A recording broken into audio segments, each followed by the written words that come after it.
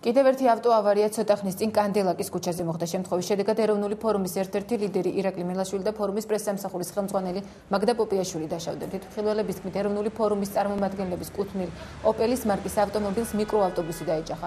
საჭესთან მაგდა პოპიაშვილი იჯდა. მსუბუქი ტვინის შერყევითა და დაჟეშილობებით ის უკვე გადაიყვანეს რესპუბლიკურ საავადმყოფოში. პოპიაშვილს დღესვე გაწერენ. შემთხვევის შედეგად ირაკლი მელაშვილი არ დაშავებულა.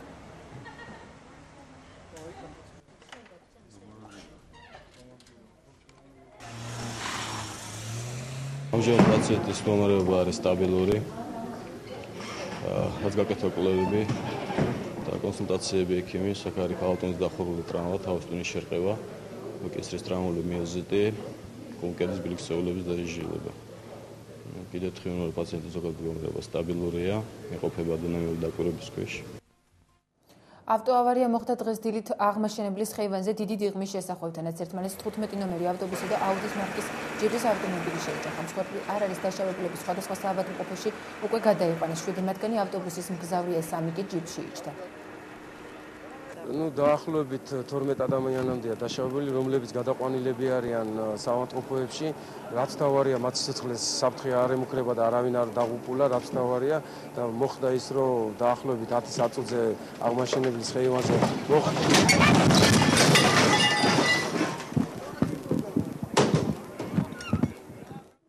ავტოავარიის შედეგად 16 ადამიანი დაშავდა, მათგან 3 უკვე გადაიყვანეს ხუდუშაურის კლინიკაში, 7 კი მეოთხე საავადმყოფოში მკურნალობენ. ექიმების თქმით, 2 დაზარალებულის ჯანმრთელობის მდგომარეობა შედარებით მძიმეა, დანარჩენები თავს სტაბილურად გრძნობენ. ავარია დღეს დილით აღმაშენებლის ხეივანზე დიდი დიღმის შესახვევთან მოხდა. ერთმანეთს 15 ნომერი ავტობუსი და აუდის მარკის ჯიპი შეეჯახა.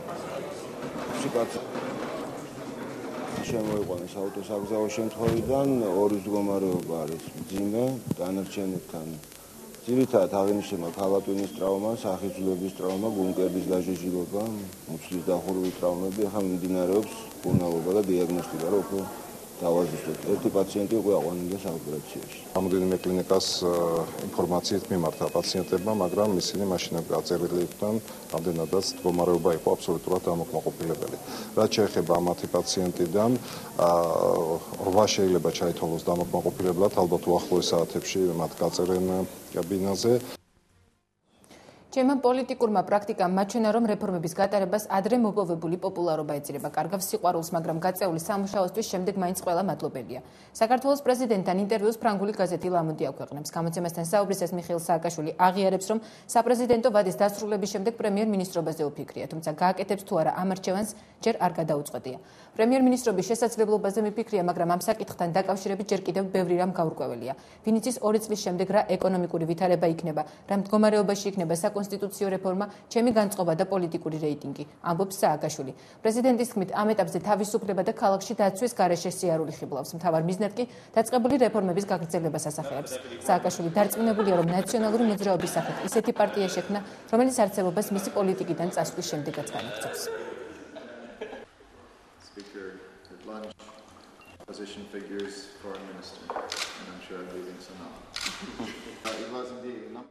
ლეიბორისტები ლარის კურსის დაცემაში ხელისუფლების ინტერესს ხედავენ. მათი ინფორმაციით, მთავრობა დოლართან მიმართებაში ლარის კურსის ხელოვნურად 2.2 ნიშნულამდე დაცემას აპირებს. პატა ჯიბლაძის თქმით, ხელისუფლება ამით არჩევნებში არაოფიციალურად დახარჯული 300 მილიონის ამოღებას ცდილობს. სავალუტო სპეკულაციებით გამდიდრებულ თაღლით სოროსის მოწაფე სააკაშვილი იგივე თაღლითობას ახორციელებს საკუთარ ქვეყანაში და ლარის კურსის დაცემის ხარჯზე საქართველოს მოსახლეობის ჯიბეების მეშვეობით ცდილობს არჩევნებში არაოფიციალურად გახარჯული 300 მილიონის ამოღებას. ჩვენი ინფორმაციით, ხელისუფლება კვლავ აგრძელებს ლარის კურსის ხელოვნურად დაცემას დოლართან მიმართებაში 2.2 ნიშნულამდე, ვინაიდან ამ გზით მათ სურთ მობილიზაცია გაუკეთონ ბიუჯეტში დამატებით 500 მილიონს. გარემოს დაცვის საპარლამენტო კომიტეტის სხდომაზე ფინანსთა მინისტრის მოადგილემ პაპუნა პეტრიაშვილმა 2009 წლის ბიუჯეტის ანგარიში წარადგინა. კომიტეტზე 2010 წლის ბიუჯეტში ცვლილებებისა და დამატებების შესახებ კანონპროექტიც განიხილეს. გარემოს დასაცავად სახელმწიფო ბიუჯეტი 215 მილიონი ლარით გაიზრდება. კომიტეტზე სათაფლიის რეკონსტრუქციისთვის სახელმწიფოს თანადაფინანსების საკითხზეც ისაუბრეს.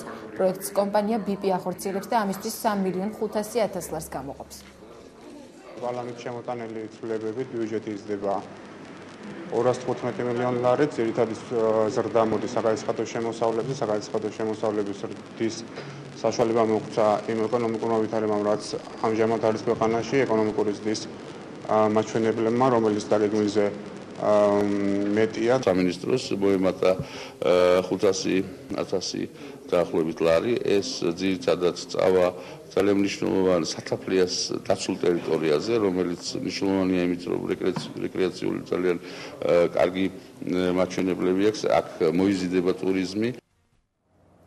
ჯონდი ბაღათურიას განცხადებით სახელმწიფოს პრიორიტეტი მოსახლეობის ჯანმრთელობაზე ზრუნვა უნდა იყოს. ქართული დასის ლიდერის თქმით, გასართობი პროგრამების დაფინანსების ნაცვლად მთავრობამ მედიკამენტების ფასები უნდა შეამციროს და ჯანდაცვის პროგრამებზე იზრუნოს.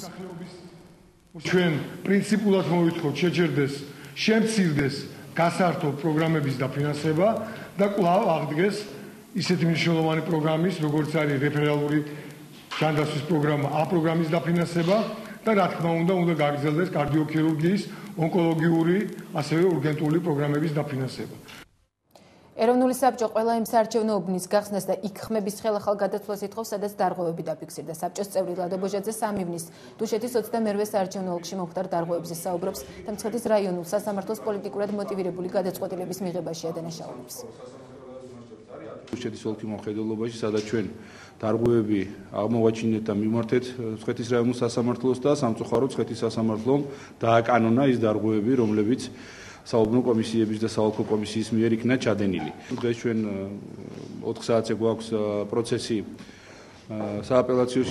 სააპელაციო სასამართლოში და იმედს ვიტოვებ, რომ სააპელაციო სასამართლო ნამდვილად აღარ დააკანონებს იმას, რაც მცხეთის რაიონულ სასამართლომ უკვე დააკანონა. სამწუხაროდ არ არსებობს პრეცედენტი სასამართლო გადაწყვეტილების მიღებისა, როცა გაბათილდებოდა თუნდაც ერთი საარჩევნო უბანი.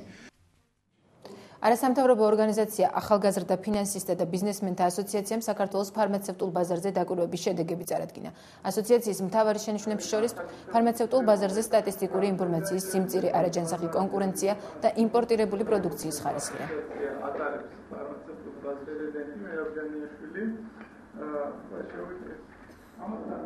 წარმოებული მედიკამენტები, ანუ ჯენერიკები, ორიგინალებისა, ერთი და იგივე ფასი ღირს, როგორც ასე ვთქვათ, მისი ორიგინალები, ასევე ეს ჯენერიკები. ესეთი ფაქტი მსოფლიო მასშტაბით არ ფიქსირდება.